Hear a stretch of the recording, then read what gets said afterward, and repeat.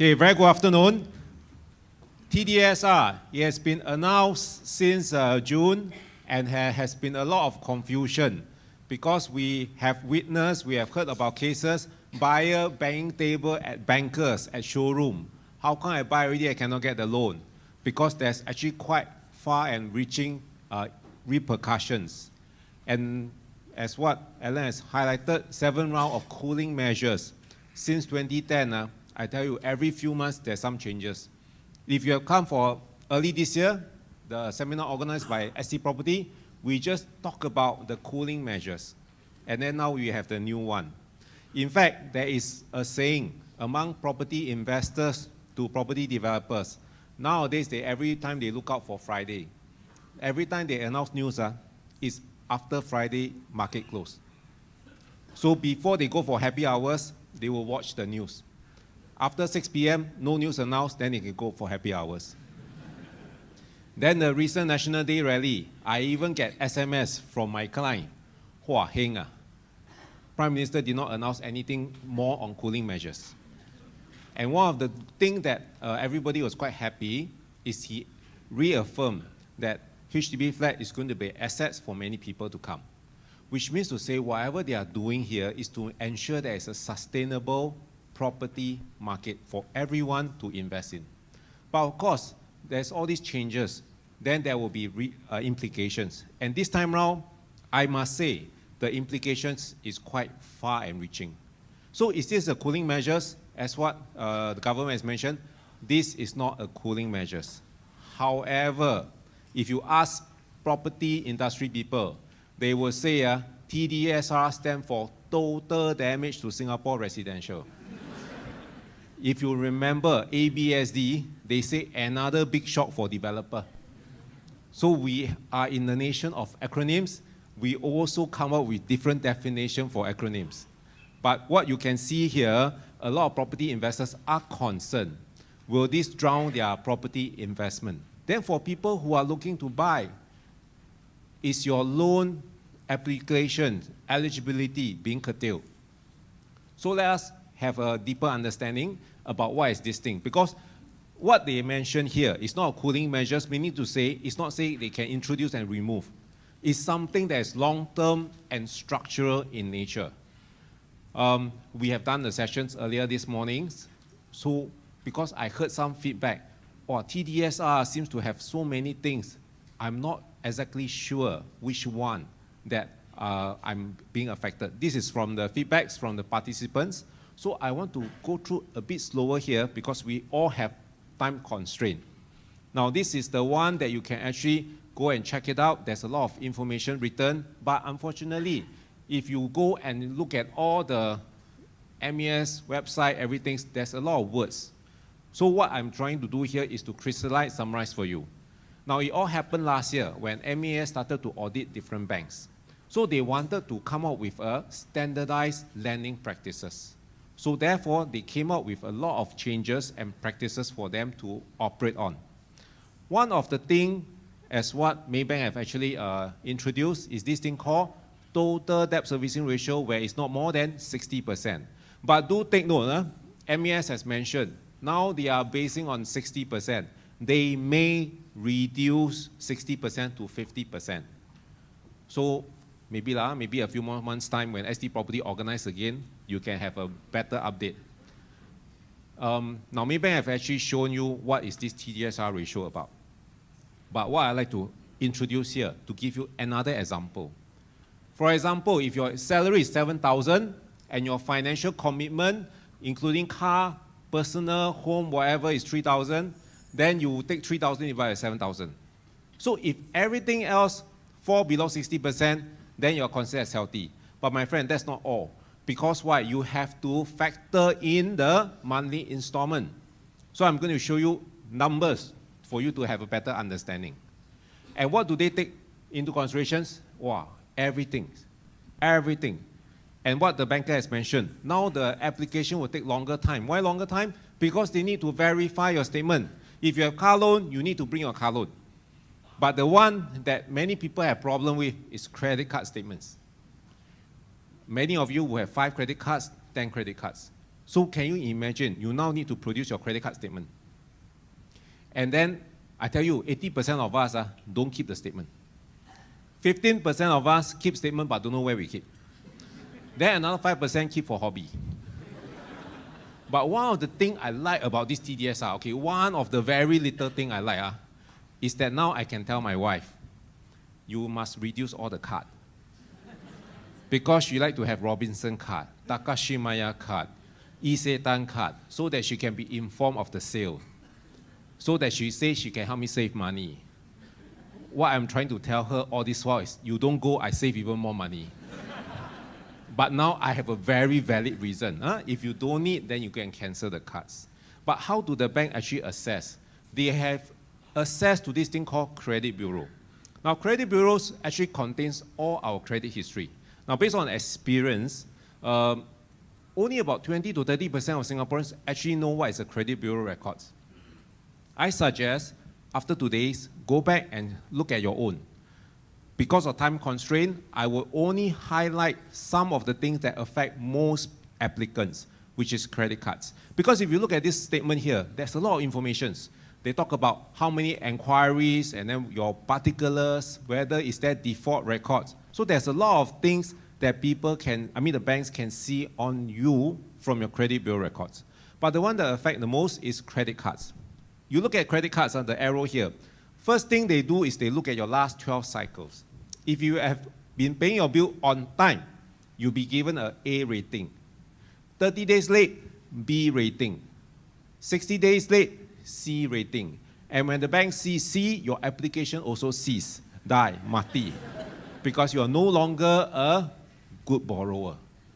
Then not only that, they will look at whether do you use cash advance or balance transfer. So next time bank promotion, you have to think carefully whether you want to take on. Because when you take on, it will be reflected in your credit records. And you say, I pay on time. Then everything, I don't use cash, advance, balance transfer. The next question they will ask, do you make full payment? They can also tell. So if, let's say, you never make full payment, that is where the bank say, all right, when you apply the housing loan, please show me your credit card statement. Then if you don't keep the credit card statement, you have to call the bank for a statement. Then when the statement comes, you actually every month you maximize your card. My friend, don't need to apply for loan. Not only that, they also look at your credit score. They give you a score. Yes, my friend. All right, we are rated from primary, from kindergarten all the way up. So even you're an adult, you're not spared, but now you're rated on your credits. And then they tell you what is your score. And they can even do predictions. They can predict, fortune tell your probability of going default. So if the record shows you have 100% chance of going default, my friend, you don't need Joe Sir. Your loan also won't be approved one.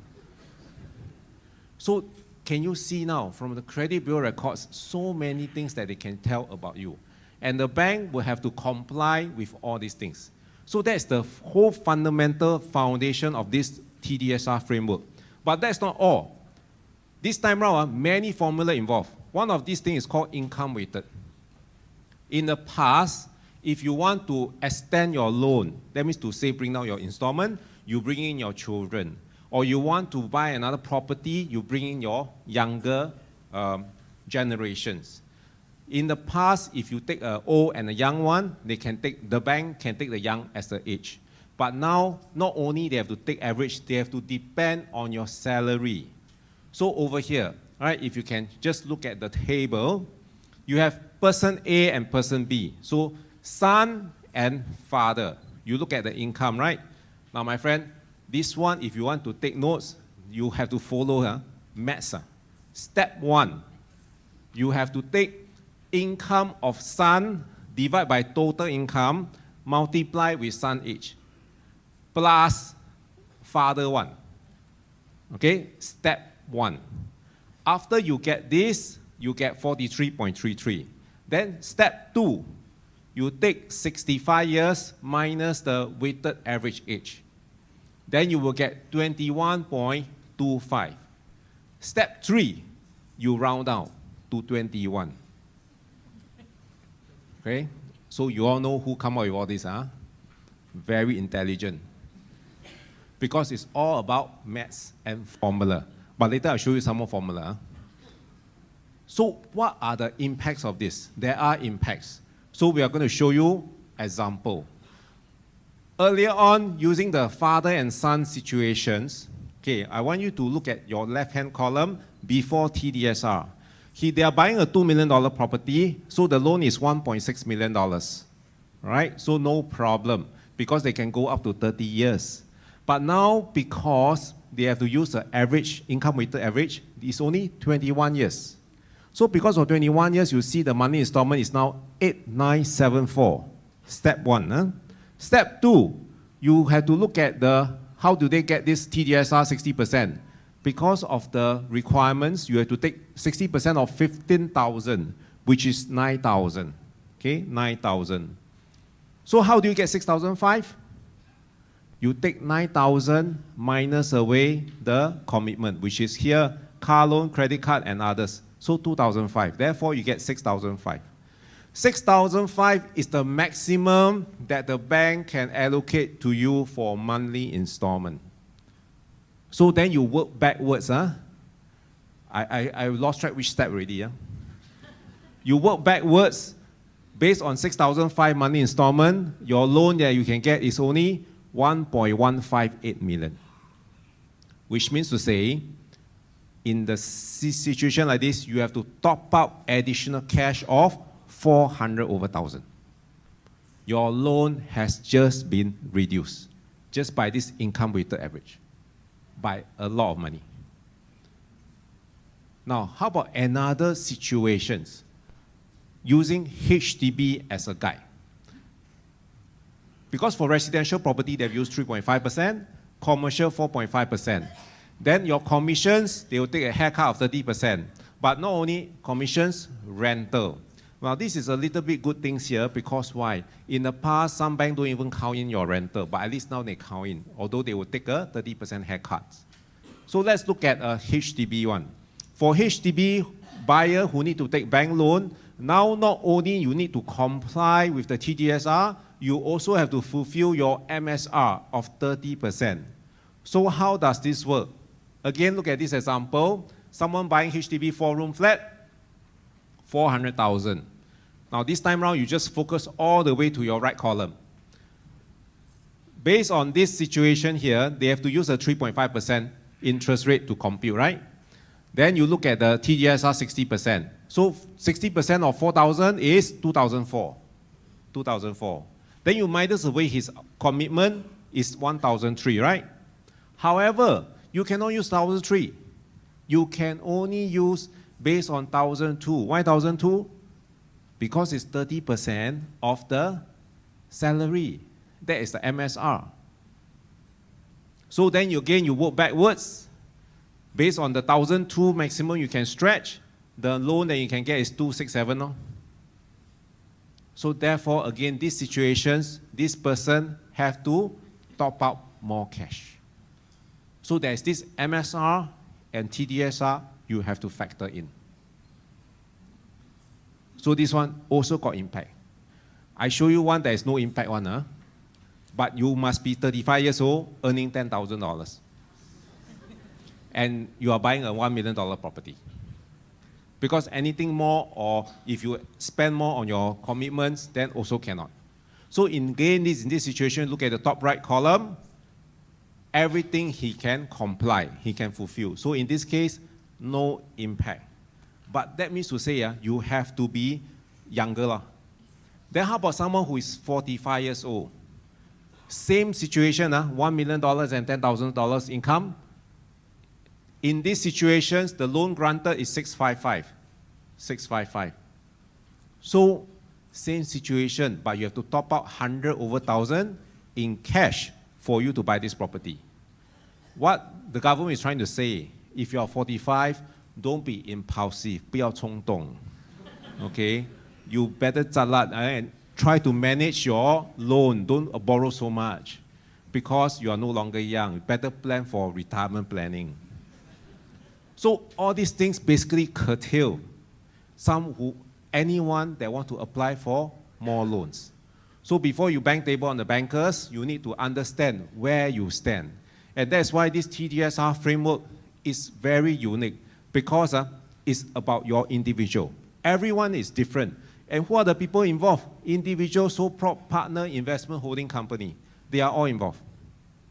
Now, Alan has mentioned about the industrial and commercial properties, which we do see some potential over there. And because our firm, we do advisory for such investors. We help a lot of investors, advise them how to set up SPV to get into commercial property investments. Unfortunately, this TDSR also affects this group of people. But doesn't mean that you do not plan. You still need to plan, because why?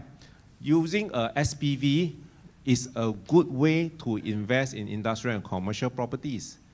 If not, you could have other tax implications, which I'll elaborate a bit more later on. Asset-based lending. Wow, this is the one very confusing. You know why? In the past, if you have no income, you are so lucky to retire early, or you are foreigners, Indonesians, Chinese, you come to Singapore, buy Singapore property, wanted to borrow Singapore loans. Now, as long as you do not borrow more than 70%, the bank can give you this thing called asset-based lending and do not see your income requirements. But now, MAS say, no. All these people, you must produce your statement to show that you have income, you have assets. And they will take different haircuts. I do not have the time to elaborate on it. Let me just focus on one of the examples. Assuming this person is going to pledge deposit 100,000, then the bank can recognize this. And you have to pledge this amount with the banks for 4 years, 48 months. You cannot touch this money. It's with them. Then if you have unit trust, but you say, I don't want to pledge with you, that means you don't want to pledge to the bank will take a haircut of 70%. So this is step one. Step one, you decide all these different asset class. Step two, what you do is you add this asset class together. Then you divide by 48 months. Why 48 months? Seller stamp duty. Because generally 4 years. Right? No one in the right frame of mind will want to sell a property and pay government SSD. So in this case, 2583 will be your income stream. Then you take 2583 multiply 60%, step 3, then you get the loan installment that you can spare. So I know, very confusing. So this, again, there's impact. Then, to show you another example, if you're talking about someone pledging full cash in order to buy something that's $2 million property, that means applying a loan of $1.4 million, you will need to pledge $600 over $1,000 with the bank, in addition of the down payment that you put. Then if you don't want to pledge cash, you want to pledge your stocks or shares or unit trust or REITs, then you will need to pledge basically 2.1 million. My friend, you might as well pay cash. So this has effectively curtailed, again, asset-based lending. So this time around, a lot of implications. Refinance, reprice and refinance are also affected. Because nowadays, a lot of banks also take these opportunities and require everyone, even for repricing, to show all the income documents. Now, this is something I'm not so comfortable. You know why? Banks may use this to actually limit your option for refinancing, especially if you have not been managing your credit conduct properly. So the banks know that, hey, I hold you already, and you have little area that you can go around. So they may not be so friendly in offering you better terms. The only one that is not, exempted from all these things is that if it's your only property and your owner occupied. Now, the other thing is called equity term loan. Now, equity term loan is basically if you have a private property, let's say you bought at $1 million, now it's worth $2 million. You can go to the bank and pledge to get additional loan. Now, this money will go into you as cash. The loan repayment term is the same as your housing loan term. Interest rate is the same. Now, it's a very good kind of loan. In fact, we have arranged for businessmen. using their private residential property to get $11 million worth of equity term loan. However, do take note, because there are some people who actually shared that you can use this equity term loan to buy another property. My friend, that is not possible. The reason is that your down payment of a property in Singapore cannot be a borrowed money. So equity term loan is considered as borrowed money. What you can use this loan for is, example, invest in stocks and shares, do your business, or maybe you can consider investing overseas. But do take note, there are risks involved in all these things, and there are pros and cons. So please go through and understand whether you fit this profile. For the businessman, this will be a very good source of loan for you to take advantage of. So these are some of the exceptions over here. Now, the other thing is also this thing called mortgagor equal borrower, meaning to say that if you want to use proxy, your son, your daughter, to buy the house, now cannot, including your maid also, because the borrower must be the owner also.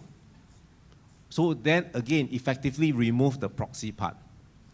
Then earlier this morning, because I see all the time reminded by the organizer, I get scared. But I remember now, I must share this with you. You know, if someone pass on, then this property is passed on to the beneficiary. Assuming Mr. Tan, he owns this property, he passed on. Then this property is passed on to the son 1 and son 2. So they are the beneficiary, right? So the beneficiary would then take over the property. However, Mr. Tan never do mortgage insurance. He never do insurance planning. So he died with the loan. So with this loan, the beneficiary will also have to take over. But this is where the problem starts. You know why? The bank will also subject the two beneficiaries under the TDSR framework. So that means to say, if these two sons fail in the TDSR framework, they not only cannot inherit the properties, they would have to force sell the property. Then the next question comes, you force sell the properties, do you have to pay SSD? Answer is, depending on when did this Mr. Tan bought the properties. If he bought the property earlier this year, last year, the beneficiary will have to pay seller's stamp duty. So you will come to a situation where the beneficiary will tell whoever, don't give me property. Because why? 16% SSD, you know. Then the property valuation drop. So this is why it's important you need to do planning. So again, all these things has impact. So going forward, what should be your strategies? The strategies here is really to do proper planning. Because now property, I think there is still a lot of potentials, but you now have to tread more seriously. Whether is it to upgrade your HDB, upgrade your private property to landed, or to buy industrial or commercials, you need to know whether you can qualify the loan. Because just in the last 1 month, we have handled quite a number of situations where the buyer put down deposit for new launch and realized that they cannot get the loan. So now they are running around trying to get the financing that they need. So you have to understand. Because now when you buy a property, it's no longer about you having an income. You must know whether you are PR or Singaporean. Then whether you need to pay ABSD or not. Because even you buy HDB also got ABSD. Then after you buy ABSD, you need to know whether how many loan you have, whether you can get the LTV, and then the loan term, which is why now you buy a property, you have to consider ABSD, SSD, GST, TDSR. Wow, many acronyms. So this is where we actually come up with a worksheet to run through with customers. Now, the organizer is very good, ST Properties. You can go to their website. We will be putting up some of the articles here in summary where you can have a better understanding. Then they have this column called Just Ask. I've also volunteered, so you can ask any questions in general, right, over this portal where you can think of something where everyone can also benefit. However, if you need more personalized questions, you can consider to contact Sing Capital, where we can share with you more, right? Because we provide some personalized service, but my friend, those kind of personalized service, of course, come with a fee. Industrial and commercial properties, that's where you want to look at, probably. But do take note, in order to buy that, you need to do proper planning. What kind of planning? Consider what kind of company to set up. Is it LLP, private limited, exempt private limited, all these kind of different structures? Because Singapore, there's no capital gain tax, but there's income tax. Property trader can be subject to income tax, and you may be also subject to, you will be subject to GST if you are considered as a property trader, which is why you need to do proper planning. And of course, investing in company using property is something that we strongly encourage. Just that a lot of people find that, is it too troublesome? Is it too, very tedious? Not at all, my friend. If you have someone like us walk with you step by step, you will find that it's very easy. Finally, overseas property. Now, it's only natural. When you find that you cannot buy the kind of properties that you want here, you want to look overseas, which I think, as a Singaporeans who like to travel, it's good to diversify. But please buy from developers that are reputable. Because just not too long ago, one of my clients told me that they bought a project in New Zealand, thinking a developer from New Zealand should be someone who is proper, but 30 over of them lost their deposit. The property was not even built. The developer don't even own the land. So therefore, it's important that you look, when you want to look for overseas properties, look for the right one, reputable one. Now finally, if you want to understand more about mortgage planning, the TDSR framework, you can go to Marsing Counter, right? We have a special tie-up with them where they subsidize my book. My book is going at bookshop at $29.96. But anyway, I was told that no more stocks already, running low. So today, you can get it at only $10. Due courtesy of Marsing, you just go there. I tell you, my friend, just to cover a bit of printing costs. Then not only you get the book, you will get this TDSR framework with all the formulas that I've just run through and more, so that you can then try to figure out. But my friend, many of us are allergic to maths. So in case you cannot still figure out, then you email me. Okay, so with that, really, thank you very much.